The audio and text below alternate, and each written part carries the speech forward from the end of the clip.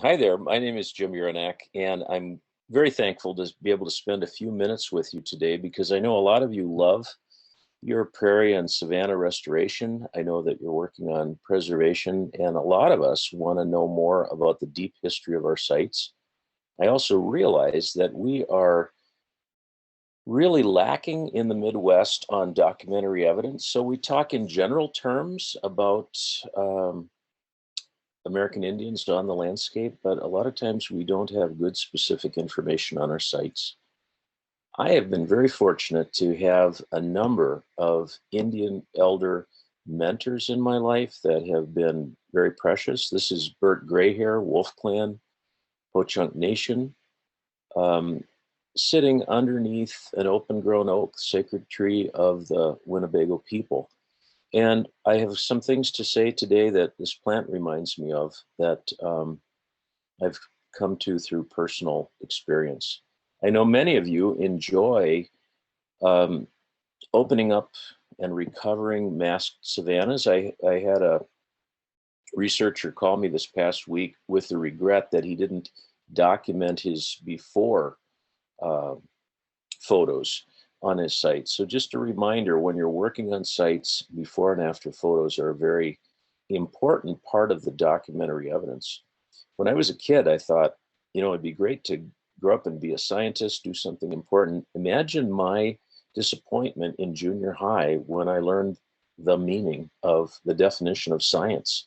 Science is the study of knowledge. And I think it's important for us to say this because our culture has developed some very elaborate ideas about what science is, and we tend to overlook the importance of observation, description, traditional ecological knowledge um, as scientific. And so the questions that we'll have today are, were Indian scientists? And what scientific tools can we use today to document land management practices? One of the big problems that we run into is the embedded racism in our documents and in our scientific perspective. So a common idea is captured in this first line. Until 1790, there was no more history than any other part of the country.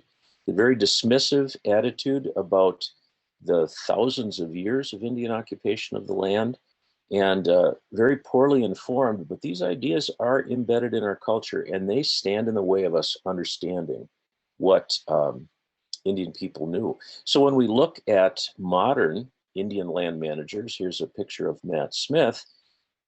From the photo, he's wearing the same fire gear, he's using the same fire equipment, he's writing burn management plans that just look like the next burn management plan, taking the same training that the rest of us are getting.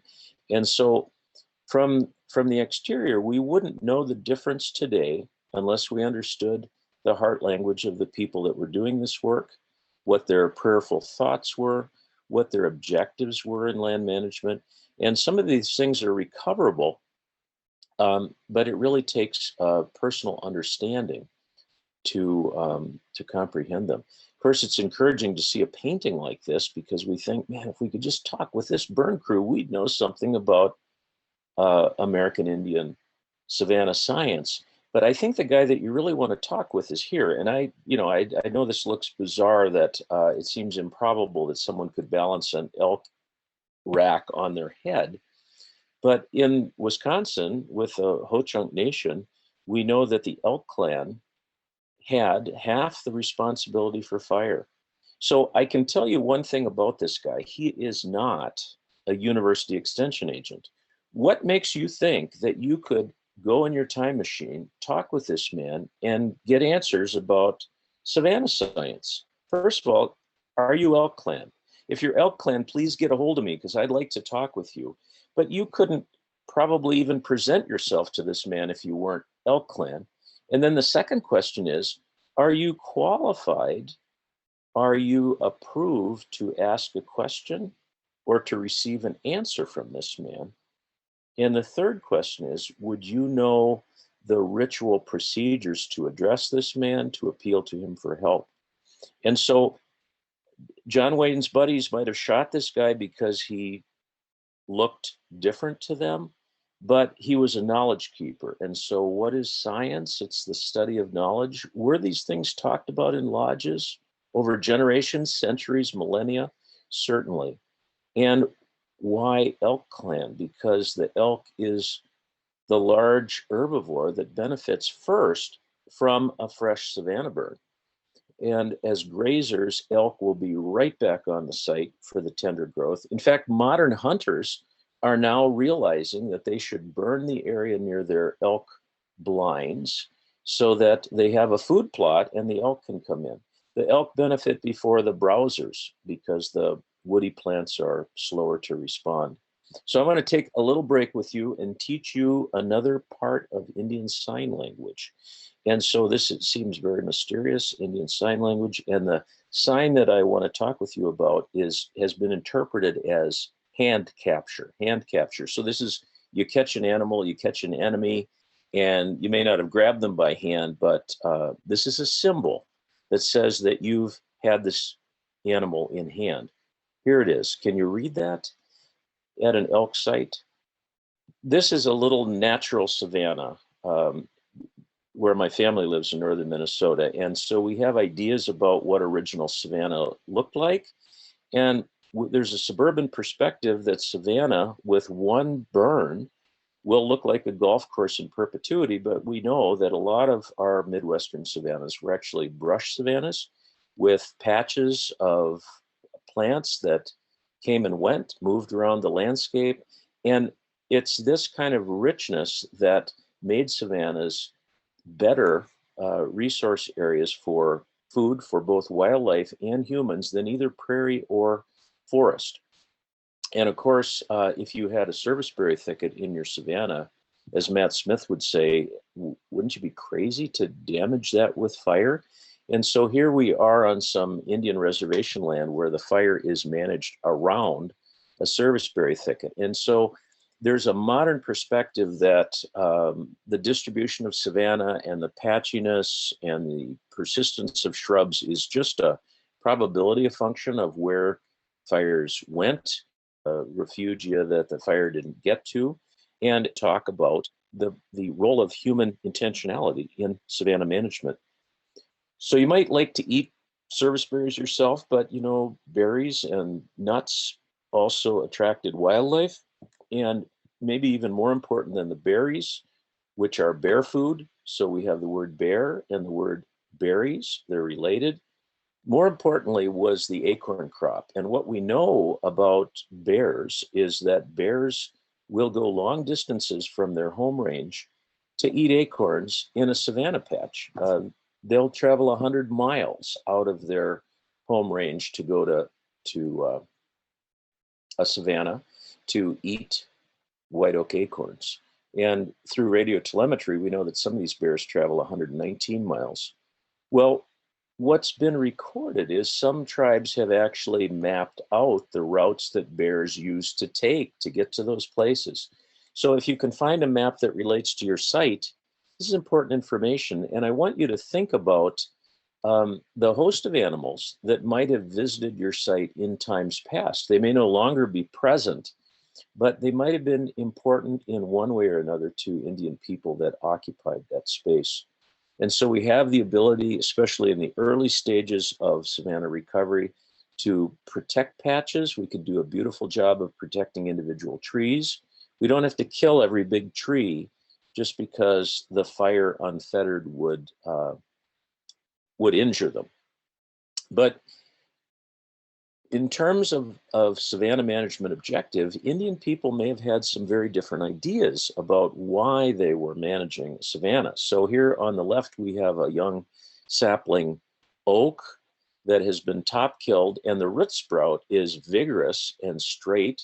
And so in some cases, burning actually was used to manage for stems, withes that might have been used in fish traps or lodges or for spears or arrows or tools. On the right is a savanna that we've been managing for over 16 years. And I noticed on one of the burns that here was an elderberry. And so we found it very easy to route the fire around this elderberry. So we can't think in terms of these communities as static. Things are changing, and that's where your discovery on a site can accumulate and maybe link up with stories about the site, maybe link up with mapping about the site. It's good to take a big picture. Savanna's also produced fibers. And so in the lower right, we have milkweed fiber, one of our strongest fibers, and a twine bag. So we have a tradition in the Midwest of twine bags, but also we don't really think about the mats, ropes, snares, nets. When you look at a milkweed today, you think monarch butterfly. Maybe Indian people were thinking monarch butterfly, but also I have a snare to catch dinner. I have a bag to carry something home in. I have a net to catch fish. So there's a depth of appreciation for some of the Savanna elements that we benefit by. And some of our early explorers in North America were astounded to see the quality of the netting and fiber that Indian people already had. Milwaukee Audubon has hosted some fiber workshops.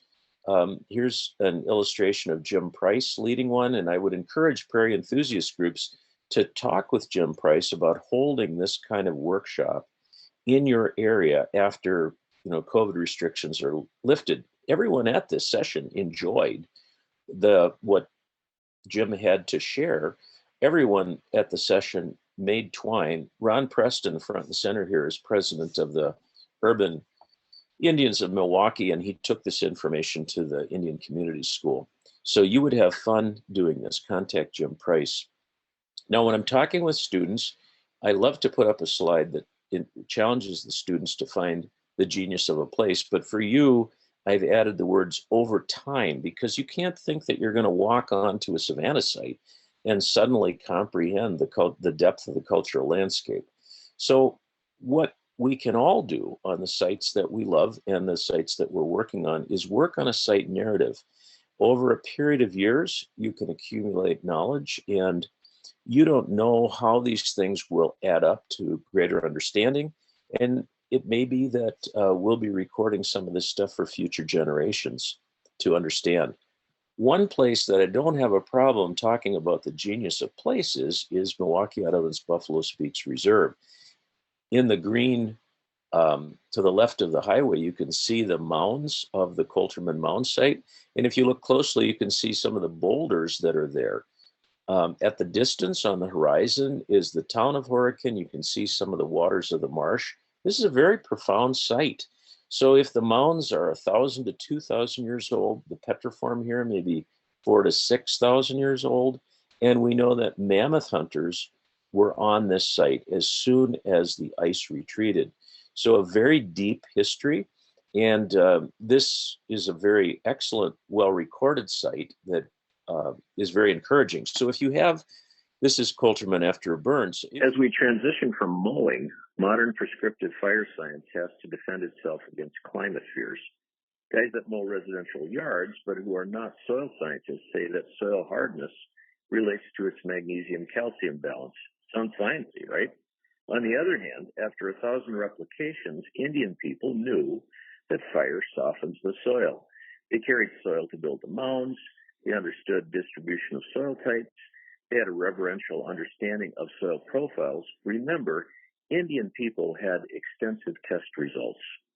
So if you have mounds on your site, you have something very powerful in terms of your story, because mounds were built in prairie and savanna landscapes. There may be other features, because when you're dealing with savanna remnants, you're also dealing with original soil surface. Under certain conditions, you might see some of these features and get some photos. You may need help to understand what they are. It may be for a future generation to determine some of the meaning of those features. Wendy Walcott invited me to a savanna remnant, and through it is a small segment of the original Green Bay Trail that ran from Chicago to Green Bay. So this, for millennia, this trail would have been used, and it's a very important component of this savanna patch. On savannas that you burn, the trails may show up.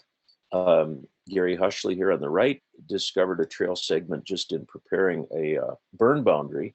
And one can take a look at even short segments of trails and see if those segments are aligned to springs, maybe connection to other sites.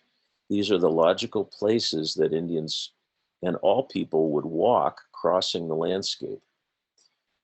If archaeology seems beyond you, I want you to remember the tree in the center.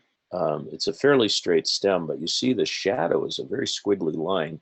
And so shadows can help you to look for some of the features that might not be readily discernible in bright daylight. The other thing that we can't neglect is these isolated savanna legacy trees that are out of our project area. So this tree might be half a mile from a prairie, or a mile or 3 miles from a remnant, but it's important because it helps us talk about the original condition, the extent of savanna.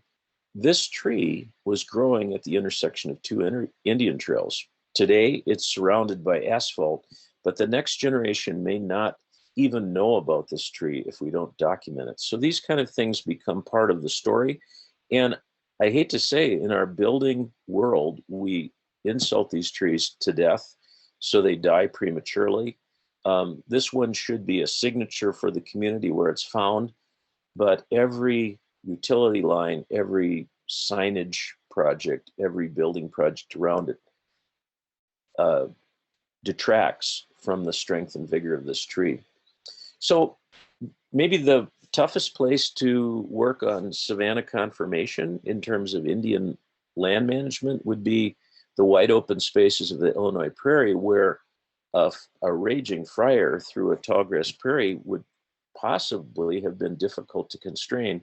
Whereas in Wisconsin, the topography of the Wisconsin landscape, the pattern of wetlands and rivers allowed a patterned savanna.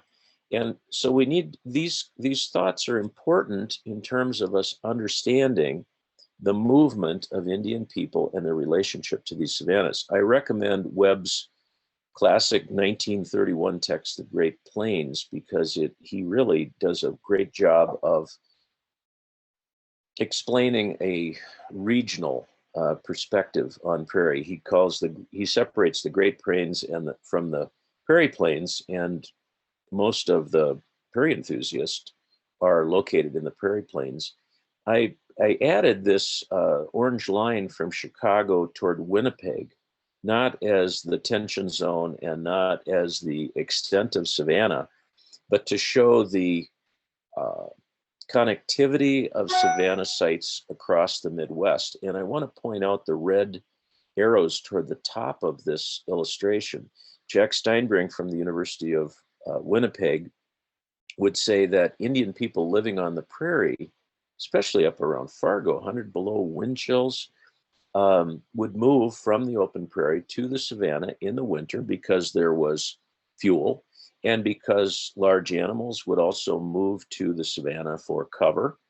And so it was good hunting and a place where you could find fuel. But at the same time, people living in the dense woods where hunting was difficult, where productivity was lower, would be motivated to move to the savanna as well for the same reasons, because the hunting was better. And of course, along with the Indian people and the herbivores came the large predators like wolves and puma.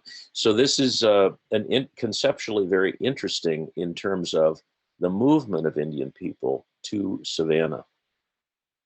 And of course, we know the biggest force in our tallgrass prairie savanna areas is the power of succession. Here we have the yellow-leaved sugar maple starting to displace an oak stand. And certainly today you'll be talking about fire effects. But we need to think about what the objective of Indian managers was on the landscape. So for instance, we have a site that was mapped by the state of Wisconsin in 1937 that was mapped as an oak maple savanna. this doesn't fit with what we read in John Curtis. So when Curtis listed the top 16 tree species found in savannas, maple doesn't even occur. Maybe there may be box elder, but maple is not on his list of most frequent trees, and yet we have an Indian ceremonial site that was an oak maple savanna. What we learned from the local farmer is that on the other side of this tree, there's a large flat rock that he interpreted as a flint knapping workbench. Flint knapping workbench. Every time he plowed by this thing, he would come up with flint chips. So how did this black maple live to be 300 years? It's, you can see the spiral trunk. It's definitely a veteran of the original savanna. It was able to persist because it was next to the Indian workshop. And so another indication that some of these sites were managed by Indians as literally savanna gardens. They could retain berry patches, they could retain nut trees, they could retain species that were useful or of interest to them in some way. So we shouldn't think that everything's got to be one size fits all in terms of savanna. You can look in Milwaukee Magazine for some illustrations of a savanna at the Indian Community School, and the community school hired a contractor to come in with a skid steer and a brush cutter on the front, a pulverizer. And what the operator did was ran this cutter into boulders that were part of a turtle petroform. The community school teachers weren't aware of the petroform. I'm certain the operator didn't realize the damage that he was doing.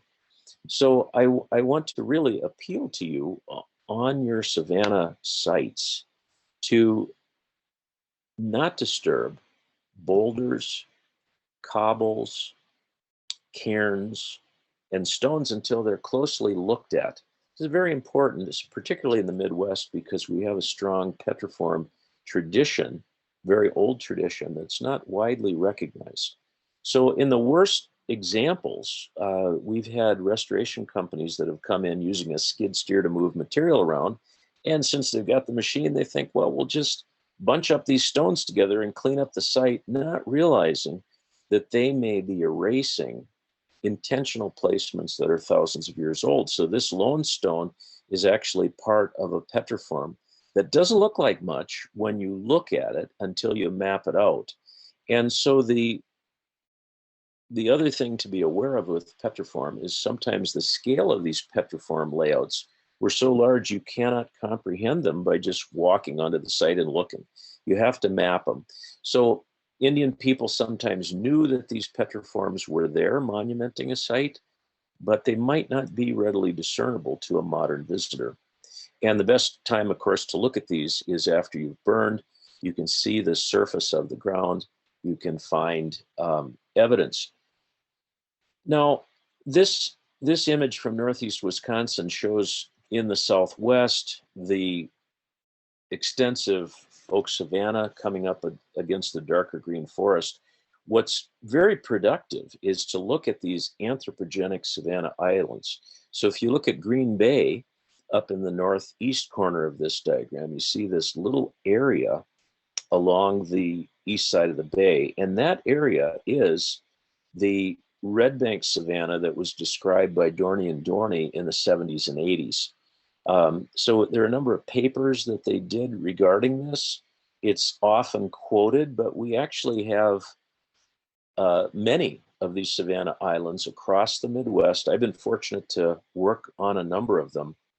This savanna island is about 20 square miles. And if you think about the fire frequency on a savanna of 2 to 5 years, take a look in the lower right of this map. It's listed as hemlock, maple, and pine forest with presumably a fire frequency of 1,600 years.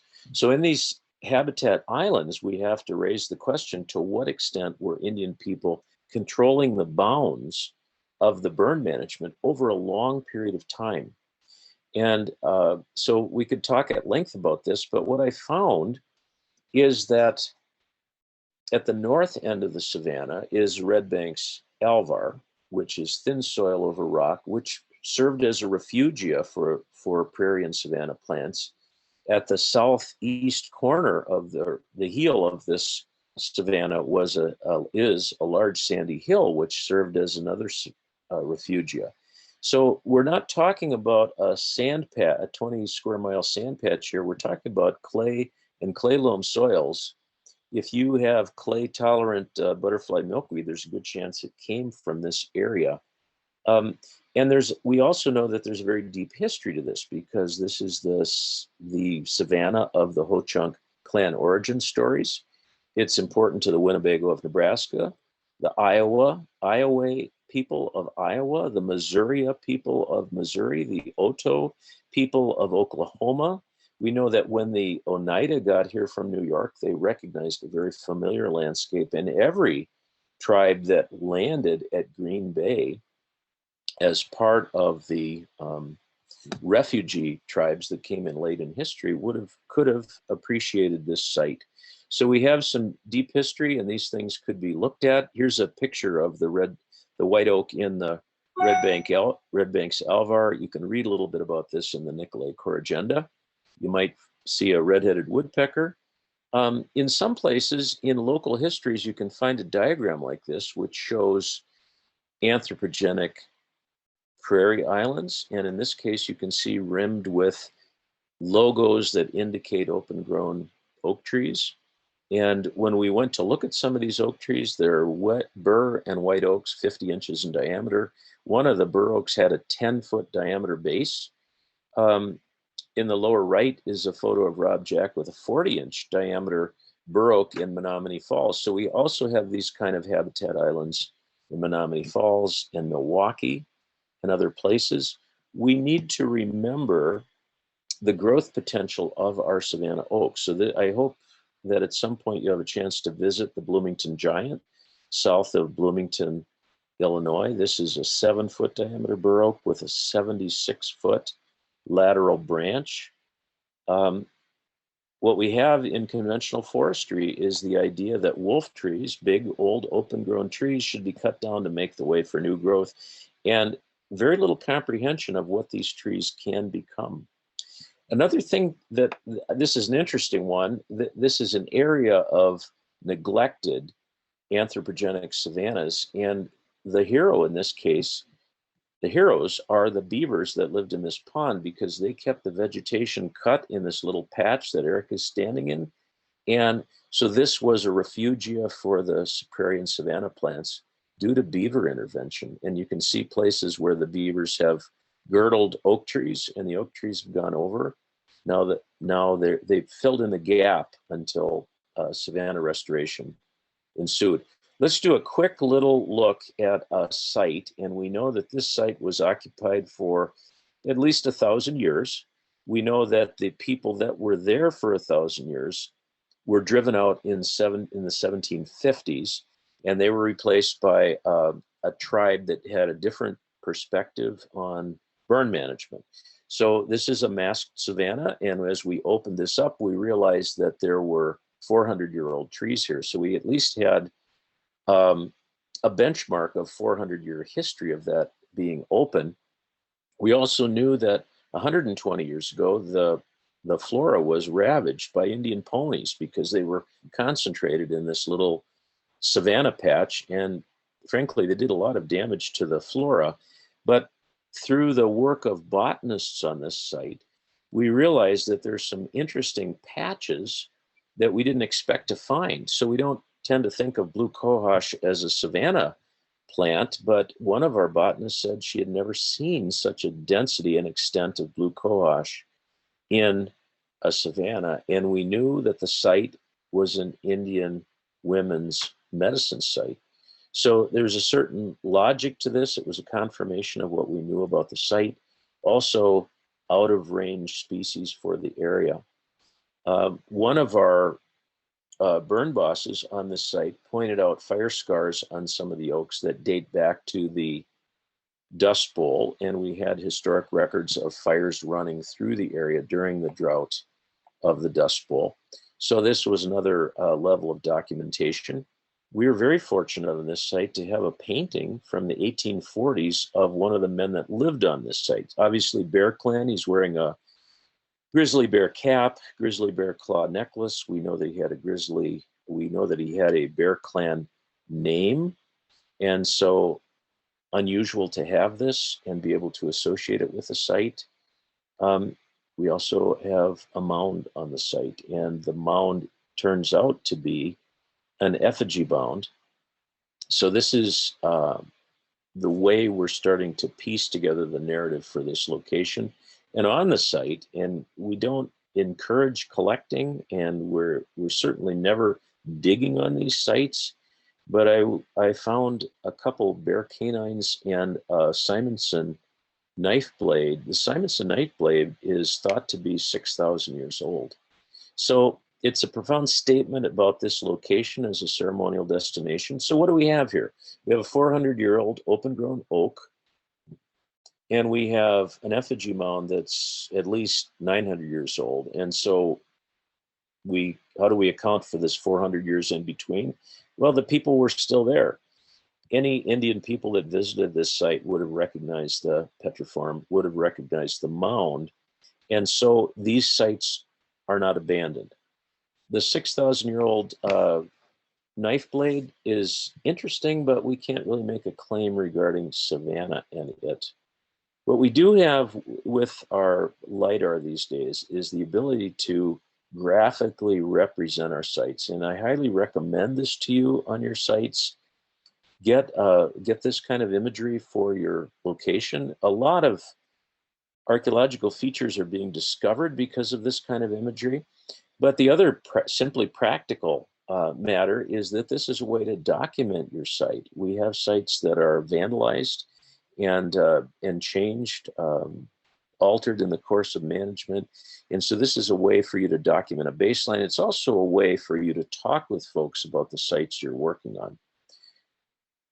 Talking about oaks like this, who are older than the state of Wisconsin, is very problematic. The Milwaukee County parks actually had the intention of removing these trees, and we documented that the age of these trees. They predate the state of Wisconsin, and we even had Lapham's survey of Indian Prairie showing that these trees were the Savanna trees around the ceremonial site. Even that was not enough to move people, and yet people love oaks. And so one thing that Milwaukee Audubon did was host a yellow ribbon event where we named some of these trees and we marked some of these trees and we talked about them. You can read about this. It may seem beyond the activity of restoration, but these kind of events are a way to draw attention to what we're doing with Savanna. And as Dr. Shigo said, after a career as chief forest scientist for the U.S. Forest Service, we must touch trees. We must touch trees. So here are people gathered around the Bloomington Giant, and these are the kind of events that we need to draw people into the things that we love and enjoy. Diameter is not a measure of age for trees. And the kind of documentation that we need for savannas is the kind of thing that can only happen in a dendrochronology lab, where different methods of sampling are used to be evaluated in the lab with microscope, with computer-driven measurement techniques, because some of the rings in an oak tree are not visible, some of them are not continuous. And really, for our purposes with Savanna, we want to know the fire history. And so here's what Dr. Joy Wolf put together: the burn frequency for a site along the Potawatomi Trail. And this data on the right becomes very useful in terms of not only talking about the site and Indian activity on the site, but also undergirds our management prescriptions as we go forward. Just a quick note, in the West, we know there were pine savanna. Pine savanna in the Midwest is probably rarer, certainly rarer than oak savanna. And what we found is that not only were these beautiful sites, but they were often associated with wild rice. They often were managed for berry production. they also drew in animals. So we have this set of resources that come together around Pine Savanna, and these kind of stories need to be told. The Natural Land Institute director, Jerry Paulson, found this Keokuk axe on one of their reserves. And so my friend Bruce Philbrandt had done a distribution study of the find of 461 of this type of axe. And so what we know about this axe is that it's way out of the core where it was produced. So what this axe tells us is that somebody carried this axe to the Nigrin Reserve.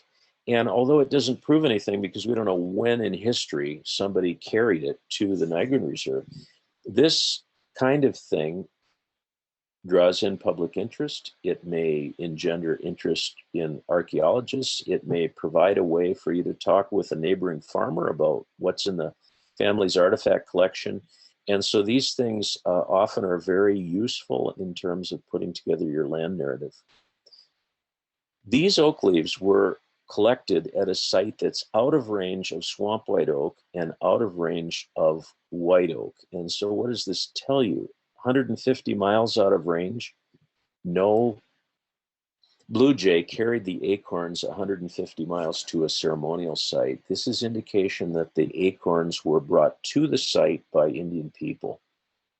And when we take a look at the phenotypic variation in oak leaves on some of these anthropogenic savanna islands, we know that these oaks must have come from a variety of places. When the genome, the white oak genome, is mapped against biogeography, we might be able to better understand some of the traditional stories. This is a Menominee story, and the men and the acorns were traveling with the hopes of finding outgroup wives. So we are managing sites that may have genetic data that's recoverable that will help us in the future to understand these stories. We're going to try to put this material together in a photo essay with a little more information that should be available on the Milwaukee Audubon website. Thank you.